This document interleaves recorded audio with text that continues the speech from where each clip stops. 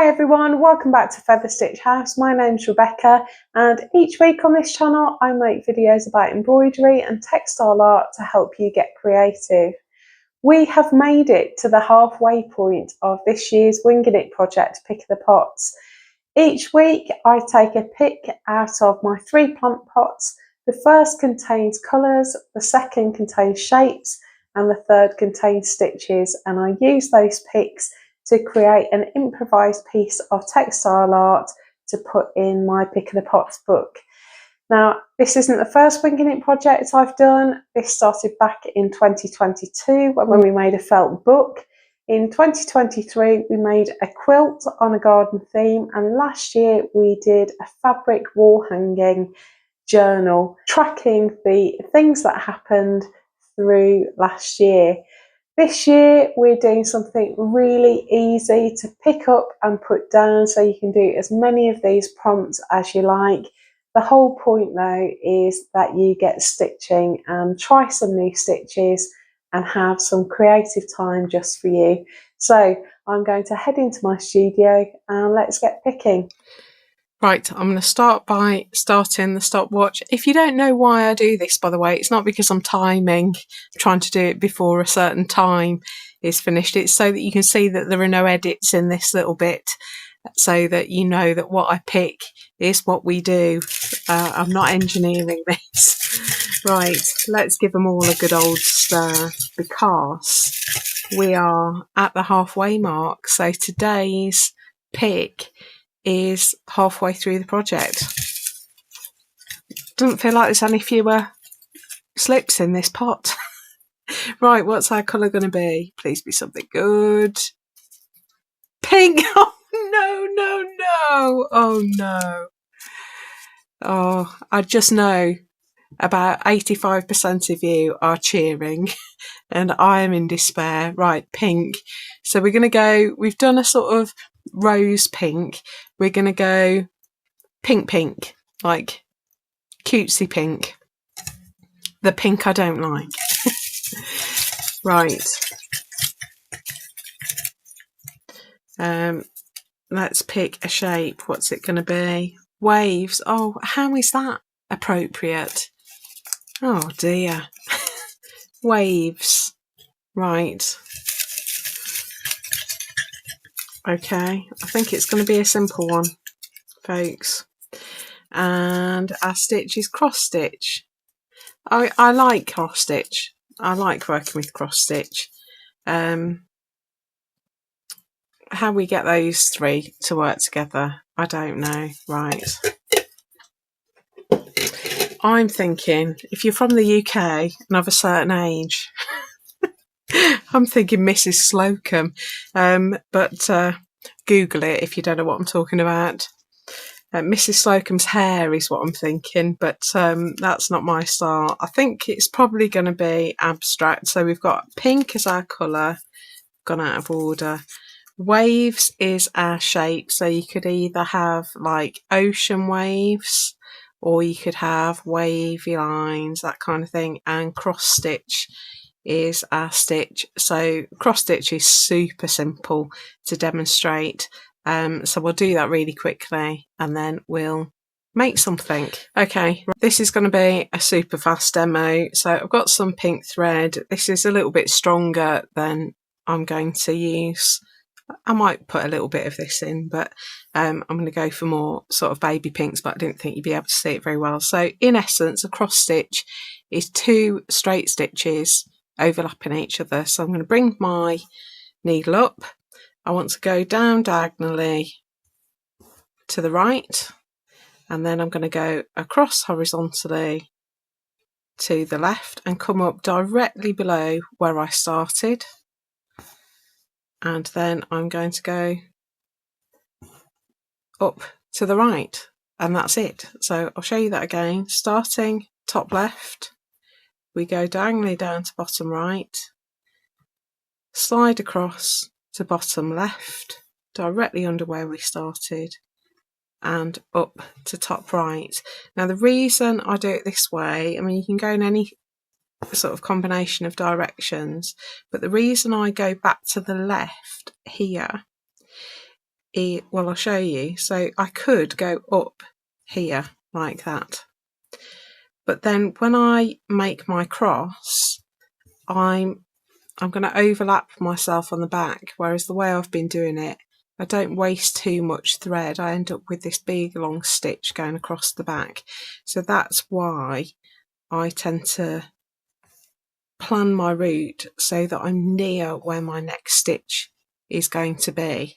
Now you can make lines of cross stitches where you do all of the, so I started off doing cross stitch, that's how I started. And when you're doing a counted cross stitch piece, you tend to work all your stitches in one direction. This is really quick, so these are a bit messy. And then you come back and work all your stitches in the opposite direction.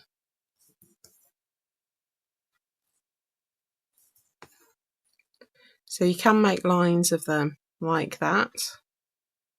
It's really good when you do this on counted fabric, so something like an Aida or a Binker or even weave, something like that, where you can get everything really even. So that is your standard cross stitch. You can play around with it a little bit.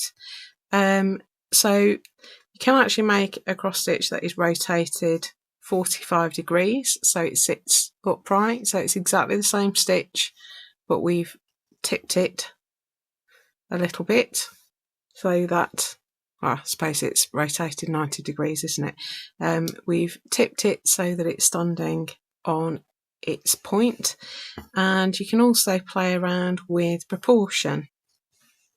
So just unthreaded my needle, bear with me. So we can do a cross stitch and make the cross really small, so we end up with crosses like that. And you can do this when they're diagonal as well. So we can do a long arm in one direction and a short arm in the other direction. So you can play around with proportion and spacing to get different effects from your crosses. So that is cross stitch. I'm going to gather some bits and pieces and then we'll make something. Okay, so I've got some bits and pieces out. This is my felt that I'm going to use, so a nice sort of baby pink. I've grabbed a bunch of threads, so I always like to use a bit of variegated, so I've got that. I've also got some DMC 99. I've got hardly any of it left, but it's a nice sort of baby pink going to a slightly darker shade. And there might be just enough there to add a little bit of stitch. Then I've got 2 stranded cottons, so this is I'm pretty sure it's Anchor. I don't think it is, no, I think it's, I don't know whether it's Anchor or DMC now. I think because the numbers are close together it might be Anchor. I'll have to double check it in my Anchor. It'll say at the bottom which one it is. So 49 and 50, either Anchor or DMC. And I've got some of this pink just to add a little bit of contrast, just a darker shade, and that is shade, I think 34 or 14. I can't quite see the number. I'll double check it on my colour chart. And then I've just got a bunch of fabrics. So I've got a gingham, I really like this floral, even though pink's not my thing. It's pink and green I quite like. I've got some plain, I've got a bit of Japanese yarn dye, I've got a tiny scrap of Liberty that is just about wide enough to fit into my frame. So I'm going to use that. And I've got a little bit of this sparkly fabric that I thought we could use. Now I want to make a template, so I've drawn in my aperture a frame on just a piece of scrap paper. We're going to do some interlocking waves, or overlapping waves will probably be a better way of describing it. So I want these to be uneven.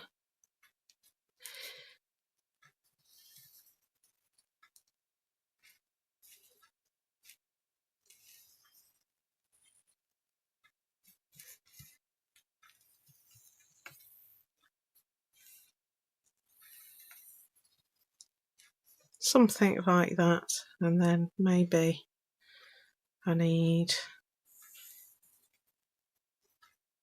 one that goes down there like that, something like that. So let's darken that up so that you can see it a bit better. And you can use Bondweb for this if you want to. I might just wing it. Should I wing it? Oh, I don't know. Let's cut this out and then I can decide. I just worry that things are going to be difficult to handle. These fabrics aren't all easy. So I'm going to do a reduction template. You can go from, I think that way is better actually. You can go from bottom to top if you want to. I find it helpful to number.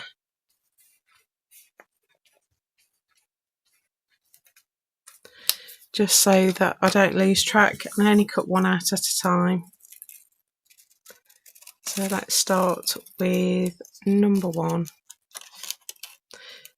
You can go kind of in order of tone if you want to. Mine don't tend to say like an ombre effect. Mine don't seem to particularly work like that. So I'm going to do the least interesting as my number 1, which is this one. I'm going to try it without Bondweb and just see what happens. So let's get a heat erase pen, and I'm just going to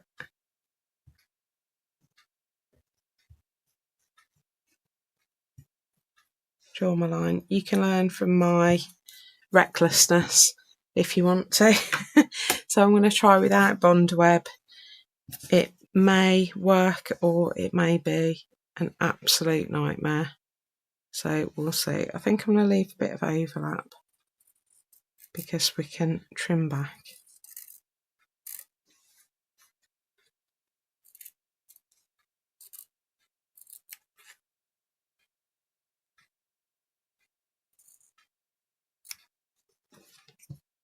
So let's start with that one. Not particularly interesting fabric.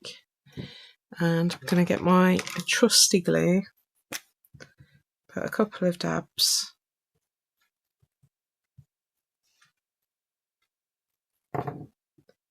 and place it. So this is very easy. Now if you wanted to, you can do overlaps of these, but I might do it so that there's a tiny layer of felt showing between, or I could leave a section for felt. So let's leave section 2 as felt, because I haven't got 7 fabrics here. So to leave that as felt, I'm just going to sit it on and draw the line like that. So that's going to be felt. Let's do some Japanese yarn dye. So we'll cut out number 3.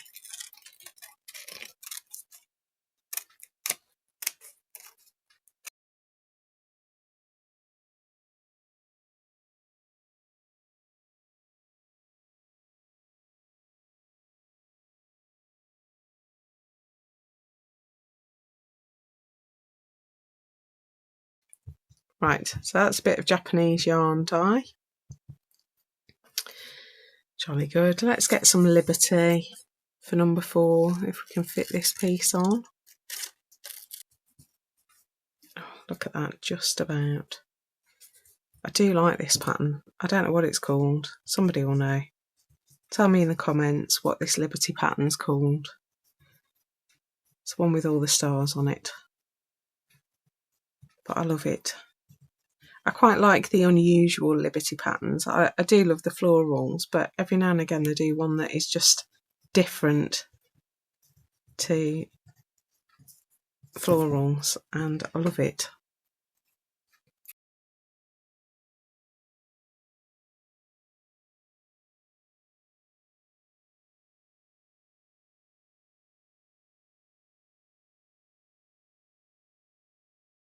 Let's have another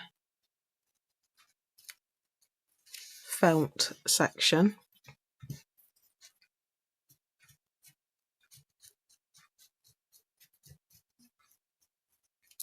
Let our felt show through for number 5, and then we can have our floral for number 6, and I'll keep the gingham for number 7 because there's the floral's quite spacious, so I don't think it'd be particularly good for an edge.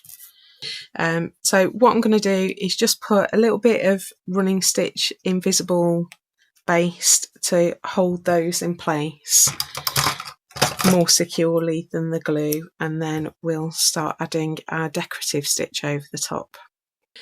So invisible base is basically running stitch. Let me come in super close.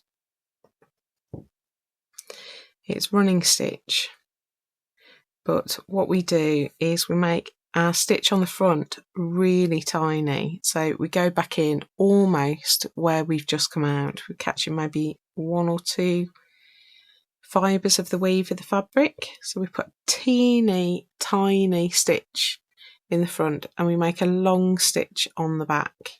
So I'm going to come along a bit, come up through, make a tiny stitch and go back. So the stitches on the front are absolutely minuscule. There's one, there's another, excuse my scrappy nails, and the stitches on the back are longer. So that's an invisible base, and it means that the stitches on the front aren't particularly noticeable. So we call it an invisible base or invisible tacking, but it's not really invisible, it's just as close to being invisible as you can get it. And if you play your cards right, you don't even have to particularly match your thread, because they just won't, the stitches won't be a feature. So I'm going to stitch all of those on.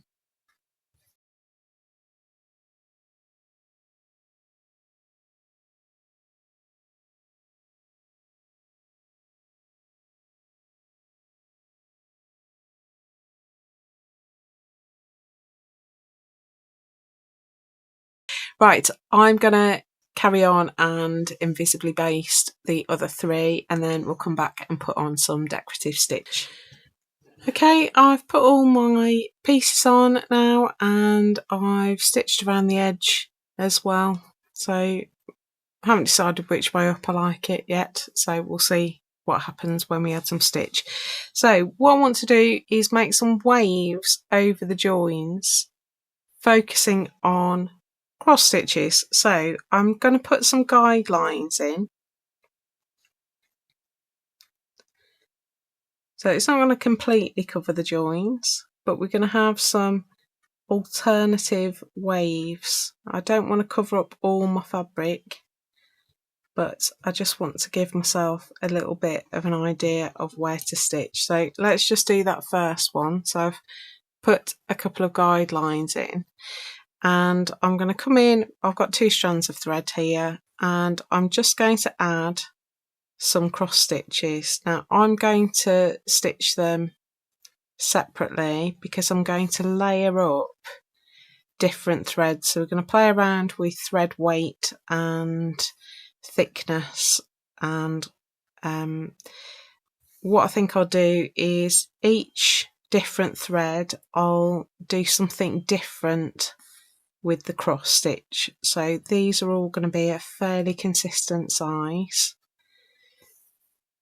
and I'm just popping them in fairly randomly.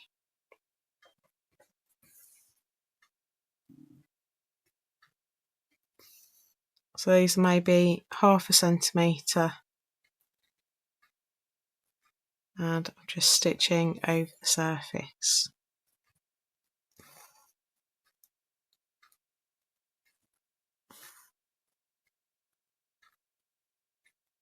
I'll do one wave on camera and then I'll do the rest off because it's of limited interest for you to watch me just do loads of cross stitches.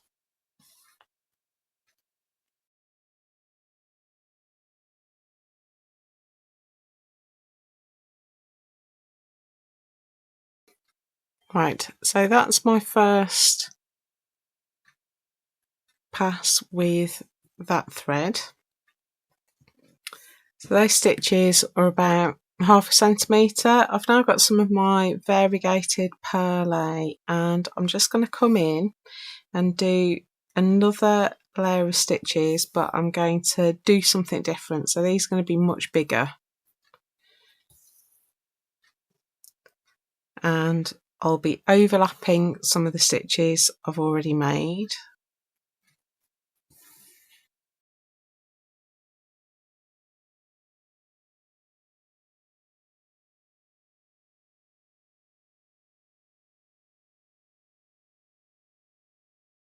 A bit like that. So we've got a different cross stitch going on there. So now I've got a single strand of a paler thread and I think we'll do a very shallow cross stitch here now. So we can come sort of out horizontally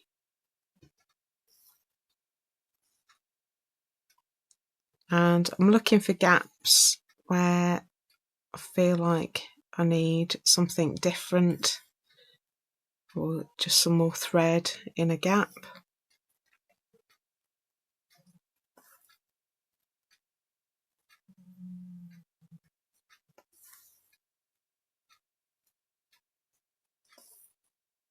So we're just layering up really to create another wave. I quite like doing stitching like this. It's very, very much a slow stitch kind of thing where you don't have to think too much about it, you just make the stitch, and cross stitch is quite fluid really. It's not a stitch where you have to just constantly stop and start, maybe like a French knot or something like that. So you can just move from one stitch to another with a fair amount of ease, and we're just layering up stitch over stitch over stitch like that. It'll look a bit weird until I take away the pen. So now I want a bit of contrast because there's quite a lot of stitch there, so I'm going to bring in this dark pink just to have something different in there.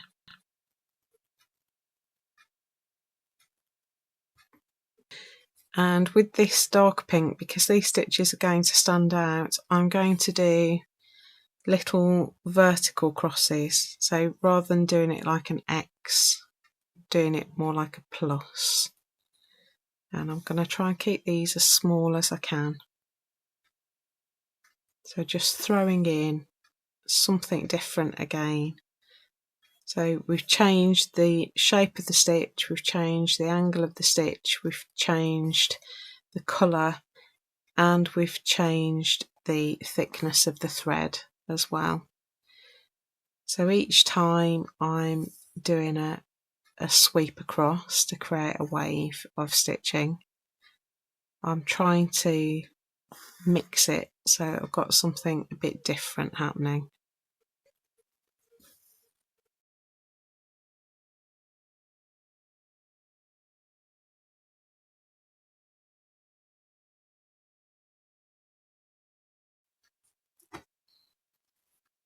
So a bit like that. So we've got our fabric wave, and then over the top, crossing over, we've got our little wave of stitch. So I'm going to put some more of those in, and then I'm going to add a third wave as well, just to add a little bit more variety and texture. So I'll do that and then I'll come back and show you what else I'm going to do. Okay, so I've done my cross stitch waves and I've added a couple of bead waves, and this is what we're going to add. I thought it would help to show you what they're going to look like. So I've drawn a line here and I'm just going to stitch a bunch of beads on. So I've got a little bead mix. I don't have hundreds of pink beads, but I've found the ones that I've got and fish them out. I've got a single strand of my embroidery thread and I'm going to come up from the back. You can put a little stitch in just to make sure the start of that thread is really secure. So 2 tiny stitches just to catch some of the felt, and then all I'm going to do is just go along and pick up beads and stitch them on. And I want to try and be as random as possible. So I'm not thinking tons about what bead I'm picking up, but I just want to try and not pick up the same bead repeatedly so that there's like a mix across that little wave that I'm stitching. I've got different types of beads here. I've got some bugle beads, which are like little cylinders. I've got some pearlescent beads, so these very pale pink ones have got a pearlescent finish. That darker one that I've just put on is a faceted bead, and they're all glass, but I've tried to get different shapes and sizes. So I've got a larger faceted bead here, and I just really like sorry, I was very much in the corner of the screen there, wasn't I? Concentrating on what I was doing. I really like the effect of all of the different shapes and sizes and colours coming together. I think it just looks magic. You could add sequins in if you want. You could even, if you've got some really tiny buttons, you could even put some of those in. I think that could look really nice as well. So once you've put on like 10 beads or so, I've got a loop there on the back. I'm going to try and catch that in. I've just not pulled through properly. So what I don't want is for a bead to become super loose because I've got a loop of thread. So I'm going to catch that loop in and wrap that round my needle as well, and then stitch over it just to make sure I don't end up with one bead that's hanging like 1.5 centimetres off the fabric, because that would look just rubbish. So hopefully that's fixed the problem. So every 10 beads or so I'm going to knot it off on the back, because then if my thread breaks I only lose those few beads. I've got a bead there without a hole in it. How bizarre. Yeah, if the thread breaks, I only lose a few beads. So I lose the beads in between 2 knots rather than all of the beads that I've put on. And so it just helps make sure that your work is protected as you're going along. So you can do it more frequently than that if you want to. But because I'm not worrying about particularly placing the beads, I'm not sitting them in very specific spots, I'm happy for it to be a little bit more risky.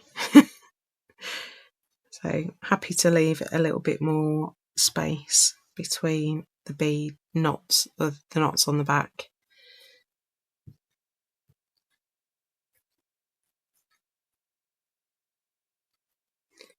So keeping it varied, looking at what I've just put down and making sure I don't pick up the same bead again.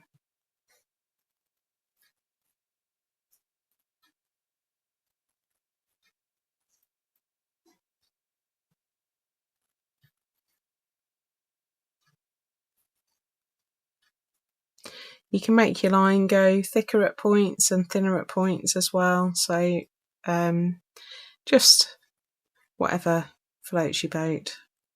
I mean, you don't have to do any of what I'm doing. You can come up with your own plan. I did see lots of, if you Google pink waves, there are loads of sort of ocean scenes where the water looks pink. Maybe it's photoshopped, maybe it's an algae that goes pink, or maybe it's just the way the light is hitting the water. I don't know, but they look quite nice as well. So you could do a bit of a seascape. I didn't do that because we did our beach when we did footprints with the eyelet stitch. It was at Aqua, wasn't it? We picked that week. So I've done loads of beads there without a knot, so I'm just going to knot that off on the back because I'm going to need some more thread. So that's the idea. I'm going to complete that wave and then we'll get ready and put it in the book. Right, I've trimmed it back and we're all done. Let's bring it up nice and close. I'm really pleased with that one. I love beads on a piece. I think it looks great. So time to put it in the book, and it's the last page in this book because we are at the halfway mark. Can't quite believe it. So this book is impossible to close now. Everything is standing upright. And I'm going to have a play now that I've got the last one, number 26, in this book. I'm going to have a play and see if we can improve the look of the book. Watch this space. Right, so where's my pencil? It is the 29th of the 6th, 25. That's the date, and our prompts. Let's prop it up so that we can stick them in. Wow. Pink.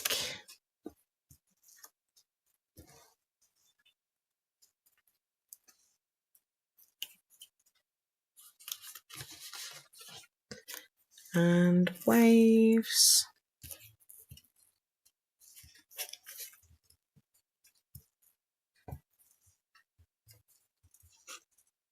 That's our shape. And our stitch was cross stitch. So I hope that you think we've married up those prompts quite nicely. So there's our finished panel for this week. I hope you've enjoyed that. Lots of quite meditative stitching this week and something to do in the garden in the sunshine if you feel like it. Just make sure you put your beads in a bowl rather than on something flat, otherwise they will be everywhere. If you are sharing on Instagram, don't forget to use hashtag FSHWingingIt2025. Remember to tag me at Feather Stitch House. You can also share in our private Facebook group. It costs nothing to join. You just request to join and make sure you've agreed to the group rules, and then I'll let you in. As always, there's a link to that in the description below. Can't wait to see what you do with this week's prompts. Have a great week celebrating getting to the halfway mark, and I will be back next week with another pick. Take care, and I will see you very soon. Bye.